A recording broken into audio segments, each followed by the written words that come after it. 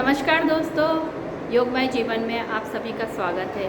At present सबसे ज़्यादा लोग कॉन्स्टिपेशन से परेशान हैं और पेट ना साफ होने की ये प्रॉब्लम इतनी विकट होती है कि यदि किसी भी व्यक्ति का सुबह सुबह पेट साफ नहीं होता है तो उसकी वजह से उसका पूरा दिमाग खराब हो जाता है। जो है सिर दर्द भी होने लगता है, चक्कर से आने लगते हैं और मन एकदम अनमना सा हो जाता है, कहीं पर भी अच्छा नहीं लगता है। इसलिए हमारे यहाँ हमेशा कहा जाता है कि पहला सुख निरोगी काया, क्योंकि हम देखते हैं कि सिर्फ इतनी सी चीज़ कि आप सुबह अच्छे से फ्रेश नहीं होते, इसके कारण आपका पूरा दिन बिगड़ जाता है। और अब जब इस तरीके की दिक्कतें बहुत ज़्यादा बढ़ने लगी हैं डाइजेशन से रिलेटेड, तब विशेषज्ञों और डॉक्टरों का ये कहना है कि ये जो वेस्टर्न स्टाइल का टॉयलेट यूज किया जा रहा है, यह उसके पीछे एक बहुत बड़ी वजह है। क्योंकि जो वेस्टर्न टॉयलेट है वो कुछ इस प्रकार से बनाया गया है कि वह जो है मोशन के लिए कम और आराम करने के लिए अधिक प्रयुक्त होता है।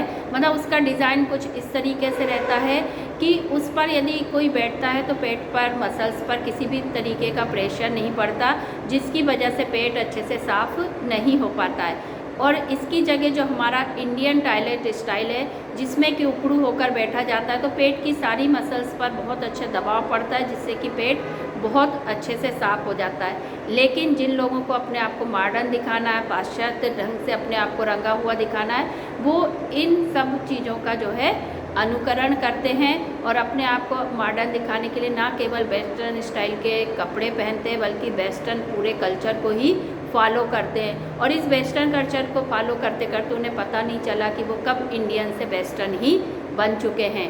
परंतु जब प्रॉब्लम्स आती हैं तब सोचने में आता है कि कहीं ना कहीं ये जो हमने अपनी भारतीय चीज़ों का त्याग कर दिया, अपनी संस्कृति सभ्यता से हम दूर हो गए, जबकि हमारे बुजुर्गों ने, पूर्वजों ने बहुत विधि विधान से काफ़ी शोध और जो है खोज के बाद, अनुभव के बाद कुछ व्यवस्थाएं निर्मित की सामाजिक, जिसमें हमारा खान पान हो, हाथ से खाना, ज़मीन पर बैठ के खाना, रसोई जो बनाना बैठकर नीचे, ये सारी चीज़ें इतनी वैज्ञानिक है कि आज लोगों को समझ में आ रहा है कि इसका क्या महत्व होता है। इसी तरीके से हमारा उठना बैठना ज़मीन से जुड़ा हुआ था, जो अब बिल्कुल बदल गया।